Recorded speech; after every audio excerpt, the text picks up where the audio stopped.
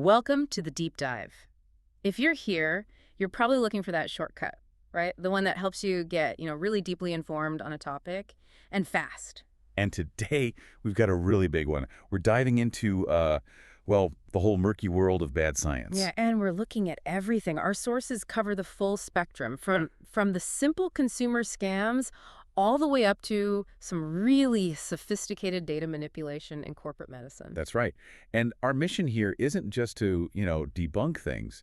It's to give you the tools to arm you with a fundamental method of science itself. So you can test an idea for yourself. Exactly. So you can spot the nonsense no matter how well-dressed or authoritative it seems. We're going to take you on a journey, starting with some claims that are so absurd they were actually taught in schools, and then we'll ramp it up. Yeah, we'll get into the really subtle tricks used in clinical trials, the media, and how they can completely distort how you see the world. Okay, let's get into it. I think it's always easiest to see how bad science works when the claims are just completely ridiculous.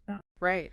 And there's really no better place to start than this program our sources detail called Brain Gym. I found this part genuinely shocking. I mean, this was taught in thousands of British state schools, places that are supposed to be teaching rational thought. Exactly. But it promotes these ideas that they completely contradict basic biology. Like what? Give us an example. Okay, so teachers were telling children that if they wiggled their head up and down, it would increase blood flow to their frontal lobes. They help them concentrate. Help them concentrate. Yeah. Or that rubbing their fingers together would improve the body's energy flow. The one that got me was about the water. Holding water on your tongue. Oh, yes. It hydrates the brain directly through the roof of your mouth. It's medically impossible. It is. And think about the mixed message that sends. In one class, a teacher explains the circulatory system, the heart, the lungs. Mm-hmm. And then in the next, they're basically saying you can massage your carotid arteries through your rib cage. Which you can't do without scissors, as one source put it. It's a real betrayal of trust, isn't it? It is. And that's the real issue. Pseudoscience like this, it often wraps itself in what Plato called a noble myth. What do you mean by that? Well, if you strip away all the nonsense about energy flow and frontal lobes, what is Brain Gym actually recommending? Regular breaks, a bit of exercise, drinking water. Right. Perfectly sensible advice. But it's racked in all this hocus pocus. And that's what does the damage. Because it just lowers your defenses against irrationality? Precisely. It conditions children to accept nonsense from people in authority. It makes them vulnerable later in life to a detox guru or a supplement company. Or worse. It's sowing the ground for a lifetime of being exploited. Okay, so from the classroom, let's move to the supplement aisle. And the word you see everywhere, detox. Detox. Detox teas, detox foot baths. Yeah. What is actually being detoxified here? Well, from a biochemical standpoint, nothing. Detox is a completely meaningless concept. So your body already handles this. Your body has these incredible, highly evolved systems for it. Your liver, your kidneys, your lungs. Yeah. They're doing it all the time. So this whole idea that you have some kind of residue left over from a big weekend that needs to be purged. It's pure marketing. Mm-hmm. We should stop seeing it as failed science and start seeing it for what it is. Which is? A cultural ritual. It's a transitional ritual. We overindulge, we feel a bit guilty. And you want something to mark your return to being good. Exactly. An act of purification. And these products rely on theater to convince you that the ritual is working. Right, like the detox foot baths. The water turns brown. Yep. The claim is that toxins are being pulled out through your feet, turning the water brown. But the first red flag is if you ask the manufacturers to name a single toxin they're removing. They can't. They can't. They just talk vaguely about stressful modern living. But the visual is so compelling, the water does change color. So how do we test this? How do we use that scientific method to see what's really going on? You use a simple control. Let's look at a similar product first, one that's actually dangerous. Hopi ear candles. Oh, I've heard of these. They claim to use suction to pull out earwax and toxins. Right. But published studies using proper medical equipment have proven there's zero suction. So the question is, where does all that waxy gunk come from? Famous experiment. It's so simple. You need 2 candles. You burn one in someone's ear, as instructed. But the key is the control. The second candle. You burn the second candle just standing upright, in a bit of blue tack, nowhere near a person. And when you cut both of them open, Let me guess. they both have the exact same waxy orange residue inside. It's just the candle itself burning down. It's theater. And this isn't harmless. The source mentions 21 serious injuries from hot wax falling onto people's eardrums. No, it's not harmless at all. And you can use the same logic for the detox foot patches, the ones that turn into a brown sludge overnight. Right, supposedly absorb toxins. But if you read the ingredients, you find something called pyroligneous acid, or wood vinegar.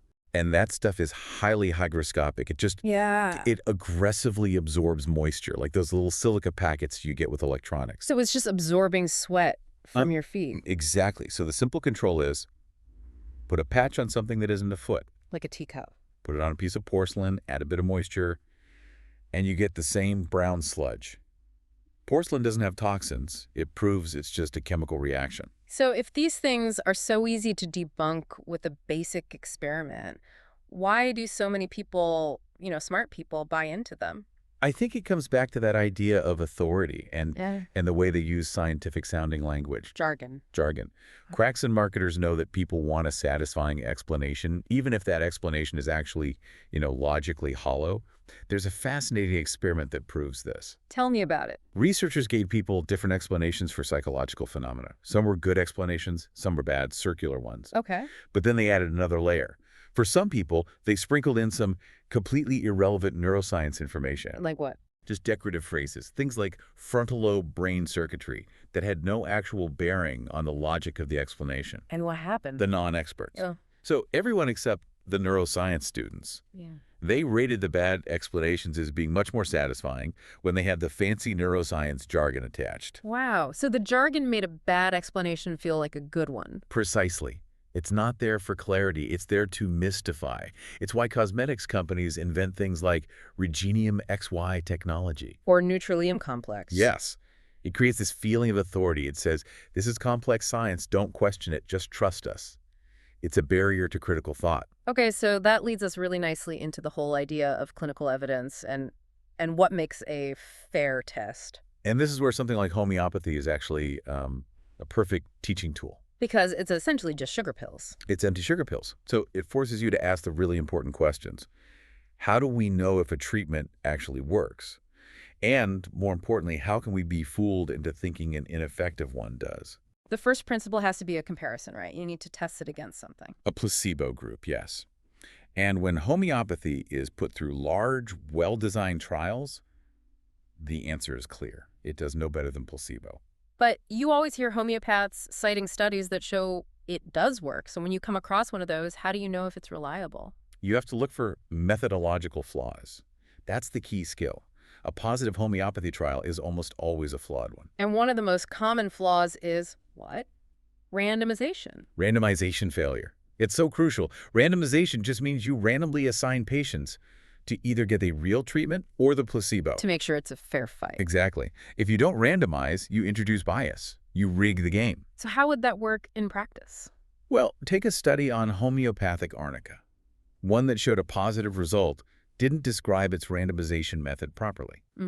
That means there's a real risk that the practitioner, even unconsciously, wanting the best for their patients, put the people who were likely to get better anyway into the arnica group. And the no-hopers into the placebo group. And the no-hopers into the placebo group. They've loaded the dice. So of course the arnica group does better. It's a foregone conclusion, not a scientific finding. So homeopathy is basically a potent placebo. But we need to dig into what placebo really means. Because it's so much more than just a sugar pill, isn't it? It's the entire cultural experience of being treated. The power of expectation it's just incredible, and it's scientifically measurable. Right. Like, we know that 2 sugar pills work better than 1. And that the color of the pill matters, the packaging, even how much you're told it costs. The delivery method, too. Hugely. A salt water injection is a more effective painkiller than a sugar pill. Not because of the salt, but because an injection just feels more dramatic, more powerful. What's really wild is that this isn't just a subjective feeling. It actually causes real biological changes in the body. It does. When people say the placebo effect is all in your mind, they're missing the point. In Parkinson's patients, for example, a placebo can cause a measurable increase in dopamine release in the brain. That's a real neurochemical change. A real physical change. Right. And you can even condition the immune system. Researchers have taken a distinctively flavored drink, paired it repeatedly with an immune-suppressing drug. Okay. And eventually, The drink alone can cause a measurable suppression of the immune system. We are all placebo responders. As one of our sources says, you cannot be trusted. And the doctor or the therapist, their authority is a huge part of this. It's immensely powerful. There was a study where a doctor gave patients a sugar pill. If they gave it with an outrageous oversell, really hyping it up, the patients had much better pain relief. And it even matters what the doctor believes, doesn't it? Even if they don't say it. That's one of the most amazing findings. In a blinded pain study, the only thing they changed was what the doctor thought they were injecting. So the doctor didn't know for sure. Right. But when the doctor believed they might be giving a real painkiller, the patients reported less pain, even though the doctor was forbidden from saying anything about it. So it's their body language, their confidence. All those nonverbal cues, they transmit. And that brings us to placebo explanations.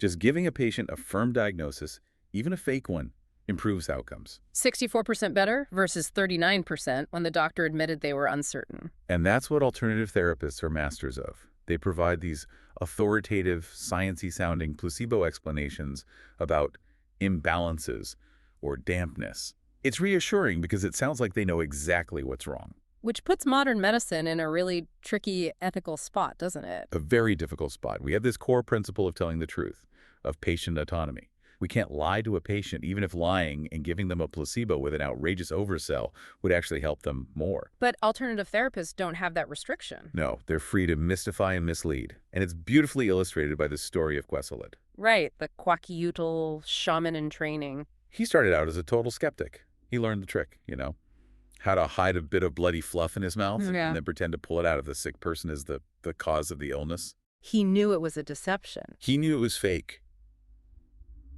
But then he performed the ritual on a real patient. And the patient got better. The patient got better. And he went on to become a famous healer, slowly forgetting that the technique was a sham because from his direct experience, it worked. The result was more powerful than the truth. We see that in history, too. Look at the cholera epidemics in the 19th century. Homeopathic hospitals actually had lower death rates than conventional ones. But not because the sugar pills cured cholera. Not at all. It was because the conventional treatments of the day bloodletting, massive purges, were actively harmful.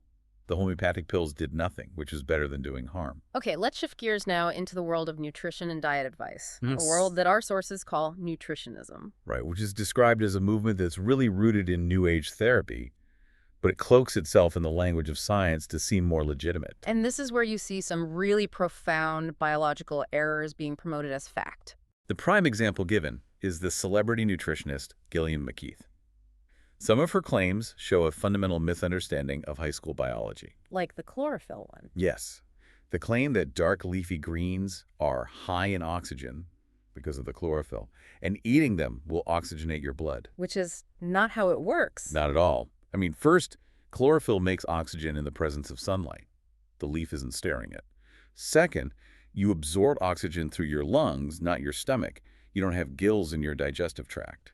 It's such a basic error. And there's another one about seeds, right? The idea that a sprouting seed is packed with the nutritional energy needed to create a full-grown, healthy plant. But most of the energy comes from the sun. Exactly. The vast majority of the mass of a 100-foot oak tree comes from carbon dioxide and water, powered by photosynthesis, not from the tiny acorn.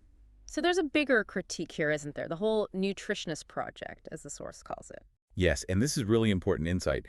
This obsession with finding the one magical molecule, the perfect superfood, it often serves as a kind of manifesto for individual responsibility. You mean if you're sick, it's your own fault for not eating enough goji berries? Pretty much. It creates this huge distraction, puts all the focus on these trivial individual choices instead of looking at the bigger structural problems in society. Things like social inequality, stress, access to good food in the first place. Right. We know that the life expectancy difference between a rich area and a poor one can be 10 years or more. And that's not because of who eats more kale. It's about poverty, environment, and stress. But focusing on molecules is, well, it's a lot easier and more profitable than tackling those big, messy problems. And one of the biggest traps in this area is confusing correlation with causation. It's the most common mistake you see in media reporting on nutrition. They see an observational study and jump to a causal conclusion, totally ignoring what we call confounding variables. This is a really key skill for you, the listener, to develop. When you see a headline that says, "People who do X live longer," what's the first question you should ask? You have to ask, who are those people and what else are they doing? The classic example is the one about olive oil and wrinkles. Yeah, nutritionists claimed a study showed olive oil protected against skin wrinkling. But if you look at the actual paper, it was an observational study. It just compared different groups of It people. compared Greeks, Australians, Hmm. Swedes, people with wildly different lifestyles. The confounding variables are they're massive. So explain that. How do those variables confuse the picture? Okay, so people who eat a lot of olive oil and also have fewer wrinkles, well, they're probably more affluent. They can afford better food in general. They might have indoor jobs, so less sun damage. Right. Less stress. Maybe they use more sunscreen. The olive oil is just a marker of a healthier, wealthier lifestyle. It's not necessarily the direct cause of the fewer wrinkles. But the headline just says olive oil prevents wrinkles. And that's the danger. It's the same thing every time you read that moderate red wine consumption is good for you. You're almost certainly looking at confounding variables related to social class. Okay, but what about a theory that actually seemed scientifically plausible, like the antioxidant hypothesis? That's a fascinating case because the theory was so elegant, so appealing. Free radicals cause damage and aging, and antioxidants neutralize them. It makes perfect sense. And because it made sense, they actually did proper studies, right? Yeah. It refutes that old line that supplements are never studied. Oh, they did massive intervention trials. And the researchers were genuinely optimistic. But the results. The results were a disaster. They were completely counterintuitive. Tell us about the Finnish trial. It involved about 30,000 high-risk people, heavy smokers.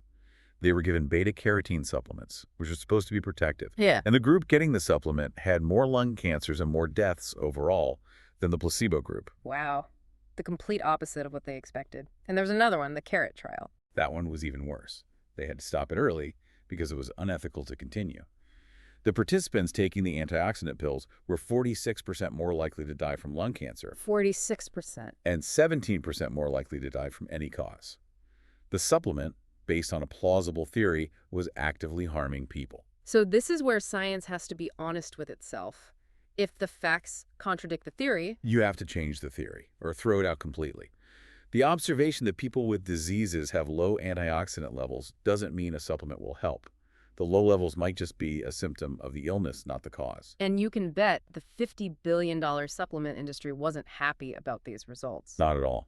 And this is where they deploy a classic tactic called manufacturing doubt. The idea that doubt is our product. Exactly. Whenever a negative study comes out, they fund their own flawed studies, they pay for critiques, they muddy the waters.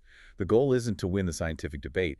It's to create enough confusion that the average consumer just gives up and keeps buying the pills. So now let's apply these tool-spotting bias, demanding transparency, to the world of mainstream medicine itself. And we can start with this temptation to find a simple story. A pill that solves a complex social problem. The medicalization of social issues Mm. and the push for fish oil pills for mainstream school children is just a perfect case study. The Durham Council Initiative, as they called it. Right. And our sources make it really clear that these so-called trials were basically designed to produce a positive result. They were riddled with flaws. It was more like a marketing campaign dressed up as science. It was hit by this triple thread of bias. First, you have the placebo effect. The kids, parents, teachers all expected it to work because it had all this hype. Mm-hmm. Second, the Hawthorne effect. Performance improves just because you're being watched and paid special attention. And third, just natural improvement. Kids get older, they get better at things anyway. And the publicity around it was huge, wasn't it? It was all over the news before the study was even finished. Which just maximizes that placebo effect. And this is where it gets really unethical. The council promoted it as a scientific research project. They said they'd track the kids' exam results. But when researchers asked to see that data, The council refused to release it. They backtracked and said, oh, it wasn't a trial, it was an initiative. hiding the inconvenient data. It's the exact same tactic, Yeah. and it's so damaging because it completely undermines public trust in research.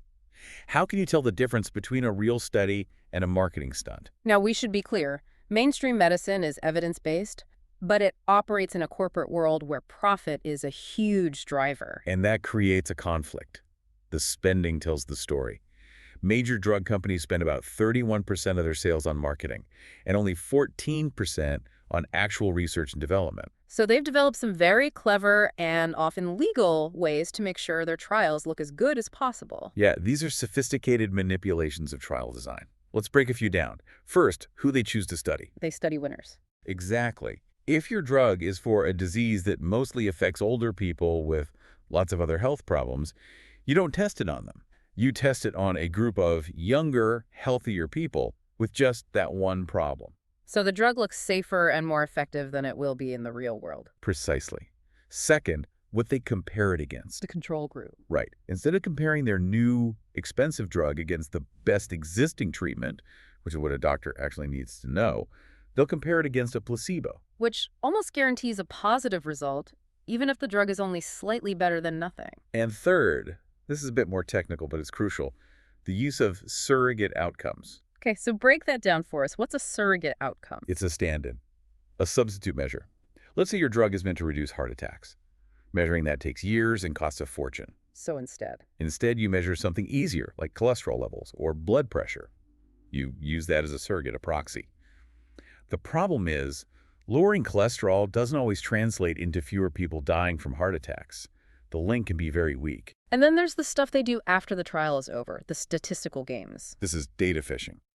If the results aren't what you wanted, you keep looking. You measure 100 different things, knowing that by pure chance a few will look positive. Then you pretend those were the things you were looking for all along. They also clean up the data, right? They'll delete inconvenient results, the outliers, claiming the patient was non-compliant.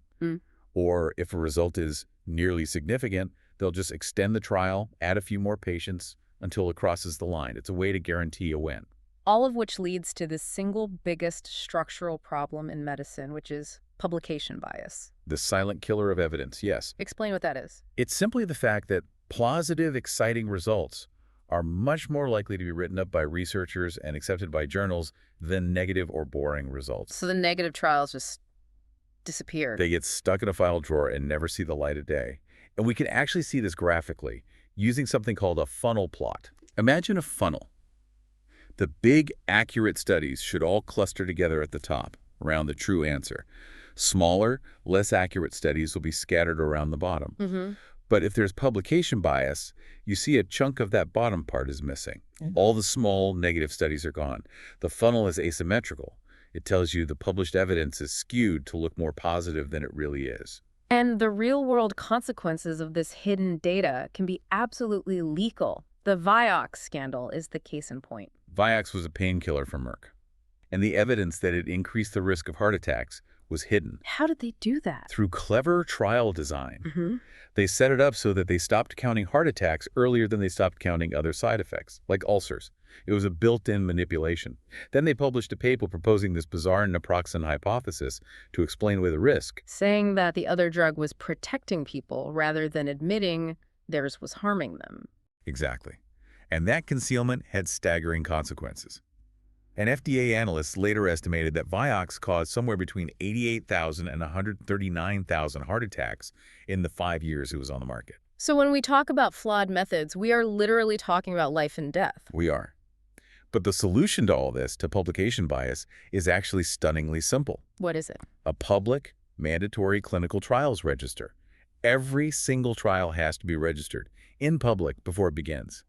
That way, if a trial is done but the results never appear, it leaves a huge, obvious hole. It makes hiding data impossible. Okay, we've seen how scientists and corporations can mislead, but the final piece of the puzzle is the media, and how it so often amplifies and distorts all of this. And often it seems to stem from a kind of contempt for science, a lack of basic scientific literacy in newsrooms. They run stories that are basically just PR disguised as news. This is what's called journalism. And the most cynical example has to be the equation hoax. Right, this is where PR companies literally insert fake scientific formulas. They pay an academic a fee to attach their name to a completely bogus equation, a formula for the most miserable day of the year, or the perfect weekend. And the press just runs with it. They run with it because it's easy content. And of course, there's always a sponsor. The miserable day equation was sponsored by a travel company, Sky Travel, perfectly timed to make you want to book a holiday. And the happiest day of the year. Sponsored by Wall's Ice Cream. It's the cynical weaponization of scientific appearance to sell a product, and the media just eats it up. And one of the most damaging things they do is miscommunicate risk. They always go for the biggest, scariest sounding number. A perfect example is the reporting on cannabis potency. Headlines screaming that cannabis was 25 times stronger than a decade ago. Which created a huge panic, but it wasn't true. Not in the way they presented it. If you look at the actual forensic data, the average potency was pretty stable. So how did they get that 25 times number? By taking the absolute weakest cannabis ever recorded in the 1970s and comparing it to the absolute strongest, super potent strain available today. They compared the two extremes to create the scariest possible headline. It completely denies the public the ability to make a rational risk assessment. So how can we do this better? How do you communicate risk properly? You use what are called natural frequencies. It's been shown that everyone, doctors, lawyers, the public, understands risk much better when you use concrete numbers instead of abstract percentages. So let's take an example, like a headline about ibuprofen and heart attack. Okay, so the headline screams 24% increased risk. That's the relative risk. It sounds terrifying. Right. But if you translate that into a natural frequency, you get a much clearer picture. That 24% increase actually means about 1 extra heart attack for every 1,005 people taking the drug for a year. So out of more than 1,000 people, 1 extra person is affected. Exactly. When you put it like that, you can have a sensible conversation about the risk versus the benefit. The percentage alone is almost useless. And this failure to understand statistics isn't just about misleading headlines. It has led to some of the most tragic miscarriages of justice imaginable. Absolutely. The case of Sally Clark in the UK is the definitive, heartbreaking example of the prosecutor's fallacy. This was the woman whose 2 baby sons died from sudden infant death syndrome, or SIDS. Yes. And the expert witness in her trial, Saroy Meadow, told the jury that the chance of 2 SIDS deaths in one family was 1 in 73 million. And the jury heard that number and thought, well, that must be the chance that she's innocent. And that is the fallacy. It's confusing two completely different questions. One question is, what is the probability of this rare event happening? The other is, given that this rare event has happened, what is the probability she is innocent? They're not the same thing. Not at all. The jury's job is to weigh the likelihood of 2 competing explanations. A double SIDs versus a double murder. Both are incredibly rare events, but you have to ask which is more rare. And the statistical evidence actually suggested that double SIDs, while rare, was more likely than a double murder. Yes. But the court was blinded by that one huge number, and it led to the complete destruction of an innocent woman's life. And this isn't an isolated case. There was the Dutch nurse, Lucia de Burke. Another terrifying case. She was convicted based on a statistical finding that was 1 in 342 million against her. The statistics were just wrong. They were wrong on 2 levels. First, the method was biased. They decided she was a suspect, and then they were looking for suspicious deaths that only happened on her shifts. So they found what they were looking for. Of course. And second, the math was just fundamentally incorrect. The statistician just multiplied the probabilities of several independent events together, which you absolutely cannot do. Yeah. It's a basic error that made a series of harmless random events look like an impossible, sinister pattern. And that brings us to maybe the biggest modern example of media failure and confirmation bias, the MMR vaccine controversy. A total catastrophe. All the large, well-conducted studies found absolutely no link between the MMR vaccine and autism. The science was clear. But the anti-MMR campaigners just ignored it. They showed extreme confirmation bias. They would hunt for tiny, irrelevant flaws in the big, robust studies, while championing any piece of anecdotal or flawed, unpublished data that supported their case. Like the lab results that were later proven to be just contamination. Right, proven to be false positives. But the media largely ignored the retractions and the evidence of fraud.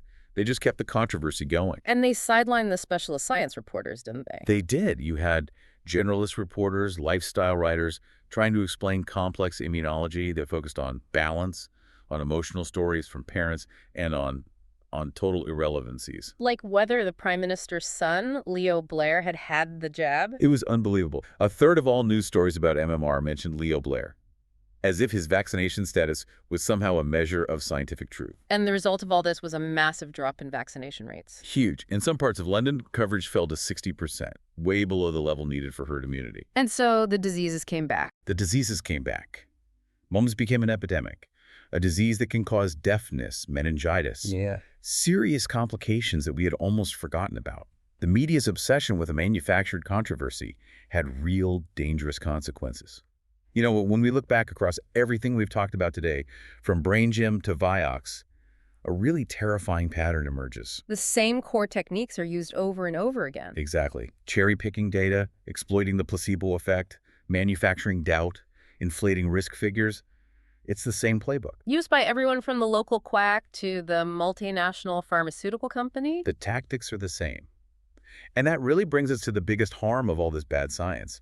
Economists call it the opportunity cost. The opportunity cost of bullshit. That's a good way to put it. It's all the time, the money, the political energy that we waste on these irrelevant quick fixes instead of tackling the real, complex structural problems. We spend our time arguing about chlorophyll instead of arguing about why some kids don't have access to decent food or education in the first place. And that's the ultimate consequence. This focus on individual, molecular solutions. It's a political deflection. It makes you think health is just a matter of personal choice, buying the right pill or the right diet. And it distracts us from demanding the big systemic changes that actually make a difference. So what does this all mean for you listening to this? You came here wanting to be better equipped to handle this stuff. Right. It means the future really depends on you being your own gatekeeper. You have to be skeptical of any authority that isn't transparent about its data and its methods. Demand clear information. Use these tools to spot the flaws. Always asking, is this a fair test? How is this risk really being presented to me? It's a powerful toolkit. And by understanding how this bad evidence is manufactured, you're now equipped to see the world with a much more critical eye. So from now on, you'll be able to be wrong with a lot more panache and flair than you could possibly have managed before this deep dive. Indeed. Use that knowledge wisely. Thank you for joining us for this deep dive into the world of bad science. We hope you feel ready to demand better evidence.